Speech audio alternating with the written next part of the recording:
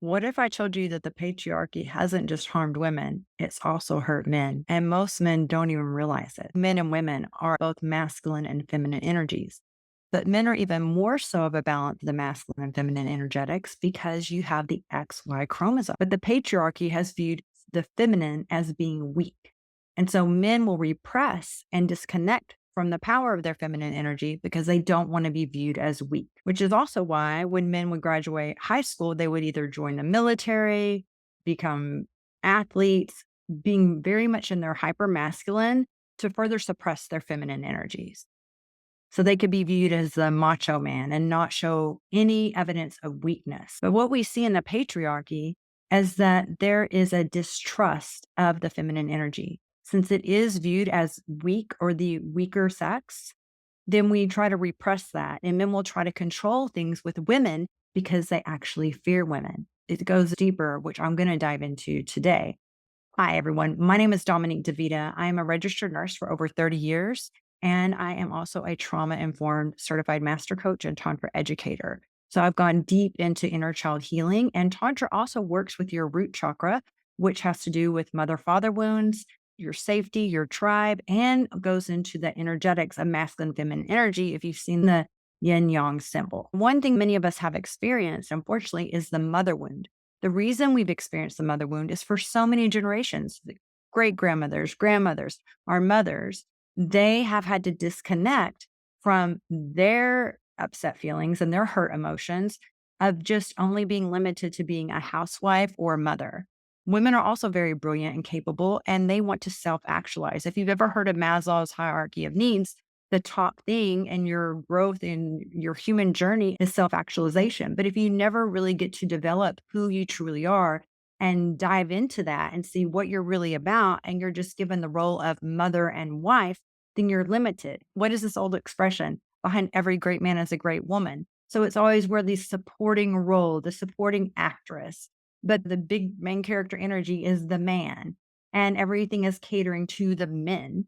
And this has been happening for decades now. And so women, whenever they get stuck in these situations, sometimes women don't want to get married or don't want to have children. But if they wanted to leave their parents' home, this was expected of them. So they would do this, but it might not be the most fulfilling, rewarding thing for them. Not that they don't love their children, not that they don't have love for their husband, but they also desire to experience more in this life than just being a mother and a wife. And so, whenever they have sadness for not fully being able to self actualize themselves, whenever they might be stuck in unhappy marriages and not have options, did you know that it wasn't until 1974 that Congress passed an act for not discriminating against genders when you're opening a checking account, that women were not able to open their own checking accounts without a cosign of their husband's signature? And this was just in 1974. That is not so long ago. With them not having many options, they were feeling stuck. And then this would lead to numbing out these sad feelings of feeling like I'm not fully expressing myself. I can't really fully discover who I am other than these two roles that society has assigned to me. And so then they would either disassociate from the pain and disconnect from their emotions or feelings, or then you would have alcoholism or turning to drugs to numb and disconnect. One thing that I learned when I became a trauma informed master coach is you can only meet someone's emotions as deeply as you met your own. So when they're parenting us and they're being our moms, it's not that they don't love us, but they're not going to be able to emotionally connect with us as deeply if they can't even connect with their own emotions because their emotions are painful and they don't see a lot of other choices available for them. Many men and women have a mother wound. And when men have a mother wound, it really has them distrust the feminine. And this may even be a subconscious thing that they're not fully aware that is playing out in their lives. And when men feel like they don't trust women, they want to control women more. We always want to control what we fear and be hyper vigilant and put a lot of restrictions and limitations on it because then it gives us a false sense of safety and security. I also want to go back in time and talk about years ago when women were burned at the stakes for being witches. I'm born on Halloween, and witch stands for W, woman, I, in, total control of herself. And the other one is wife, washing, ironing, etc. I found this humorous the first time I saw this. And women were burned at the stakes for being witches, but we never talk about who were the people that were burning women at the stake. is so wild. And whenever you think about someone that is a witch, these are often women that were connected to their own power. Whenever you work with Tantra, you understand your energies of your chakras and your energy centers. You're tuned into your intuition. You understand the magic of our energetic bodies and what you're able to do. And these women were connected to their power, and they also were not wanting to give their power away and be wives or be mothers. This wasn't their highest calling. So they went off in nature and just wanted to not be bothered and be on their own. But at that time, men could not tolerate this. Anyone that wasn't going to conform to what was expected in society was a threat. So they were burned, which is the wildest thing. It is preposterous that even happened. And that the people that burned these people weren't even held accountable for these horrific acts of violence against women. And it's continuing today. It comes from having this wounding around the mother wound, from having a distrust of feminine energy. I know that I've been in relationships with men where I've given them very beautiful love, but I could tell also that they had a mother wound and they would not trust that I was fully loving them. Like they enjoyed the experience of being in a relationship and feeling love, but there's something about it that would have them pull away or push back. And I've had conversations with them as we've remained as friends about this and dove deeper into it as I've done more of my healing journey with my mother father wound as well. But we don't realize that we are actually in relationship with this person's inner child, with whatever wounds they have. And a lot of times we subconsciously choose someone as a partner that triggers these old wounds, childhood wounds that we have because we want to resolve this hurt or this pain. And we play that out in our adult relationships. And we're really not aware of that. But our relationships are just mirroring back to us the relationship we have within ourselves. So right now, there has been a loneliness epidemic with men. And with having this loneliness epidemic, a lot of men are incels or involuntarily celibate, and they're resenting women because women have been showing up and doing the work. And I'm not saying that there aren't toxic women, there are. I used to be a toxic woman. I used to be in my toxic, unhealthy masculine energy and be very dominating and controlling and being in charge of things because I had a very traumatic childhood. But for the women that are choosing to be college educated, have careers, have some form of independence, they're not settling anymore for unhealthy, toxic relationships because they realize I can do things on my own and not have the stress of a man who is not self aware, hasn't done their healing from their trauma, and isn't doing the work and showing up for themselves. Because another fact is over 95% of adults received inadequate parenting. And our parents just did the best that they could with the tools that they had. But this generational trauma continues to be passed down generation after generation. And I know personally for myself, I've paused on dating for a while because I've done a lot of work to heal my trauma. And I really don't want to be dating a man that isn't aware of how their traumatic childhood played out for them and have them be triggered all the time and not be able to regulate their nervous system, have emotional regulation and intelligence. I'm just not here for it. I have had enough stress as a child. So unless you have done the work and you're in a growth mindset, I'm not going to be interested in dating you. And I know I'm not alone in this. This is the way many women are feeling. But now that so many men are involuntarily celibate and there's this rise of men having podcasts and they're all banding together and a lot of things can be very misogynistic and very anti-women. They did a study and they asked men, what is your biggest fear when you go on a first date? The biggest fear for men was that they would be laughed at. Now, when they asked women the same question, women's biggest fear on a first date was being killed. Completely different realities. Men are expecting us to be open and welcome to someone who actually has been a predator to women for many, many years. And I'm not saying all men. If this doesn't apply to you and you're one of the men that is doing the work and loves women, I'm so happy that you're here and you don't need to defend yourself. You just know, hey, that's not me.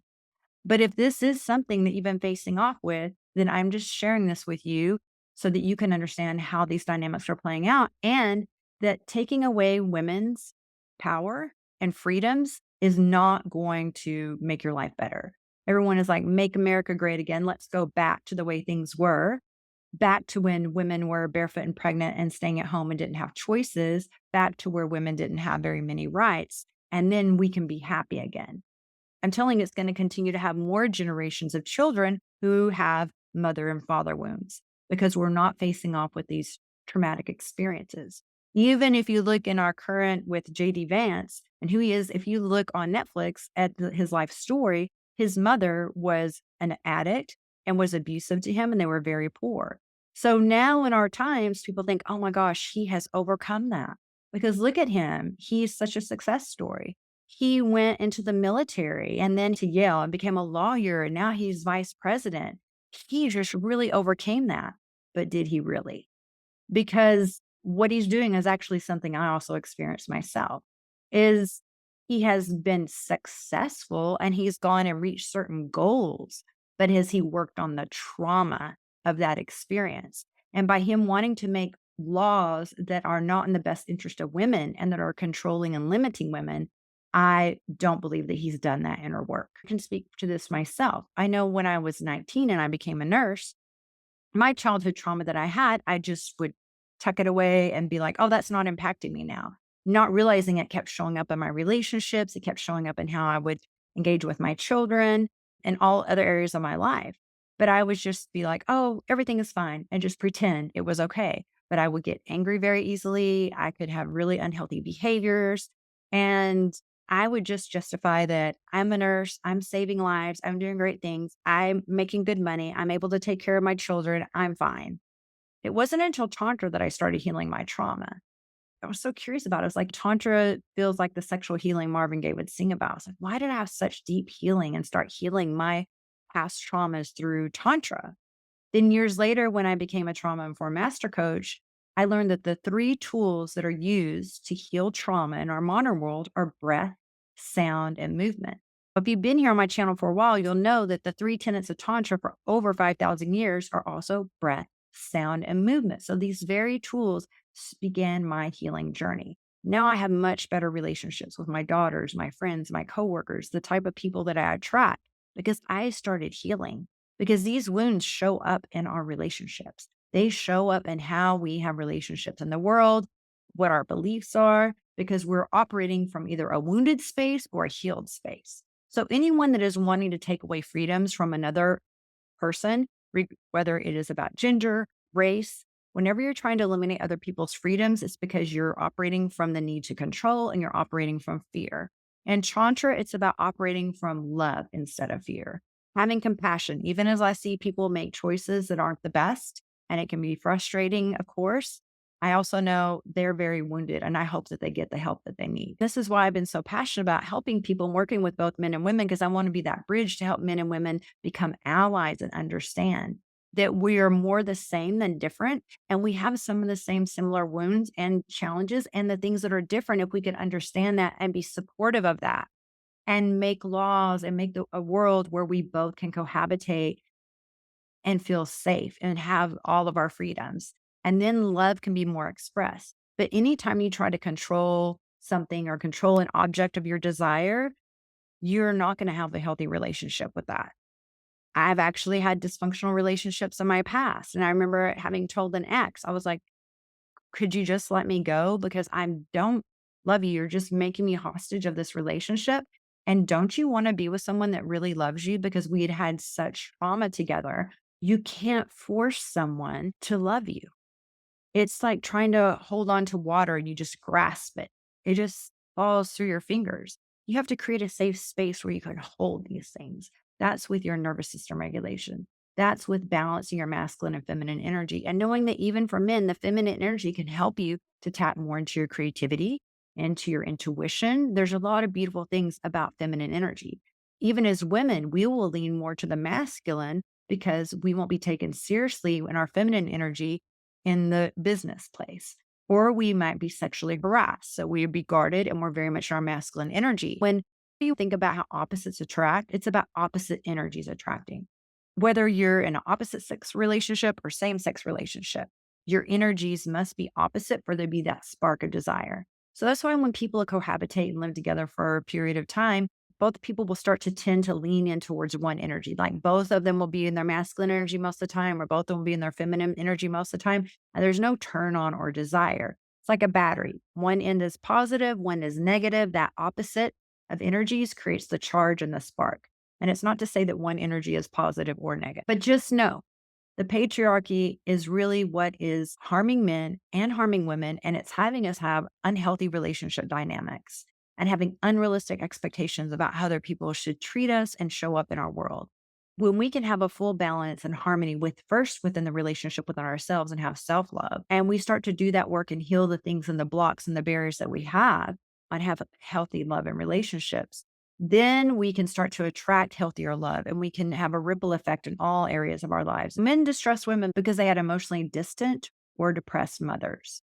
And that creates this unconscious distrust of women and feminine energy. So that leads again to controlling behaviors in relationships, resentment towards female independence, fear of having emotional intimacy. This is playing out now in the attempts to restrict women's rights again, rather than men doing their own healing work. I work with men to have this healthy relationship with yourself. Relationships are just mirrors that reflect back to us the relationship we have within ourselves. So if you want to have a healthy relationship, it all starts here with this relationship. And you are your longest lasting relationship from your first breath to your last. So begin to cultivate and create a healthy relationship within yourself.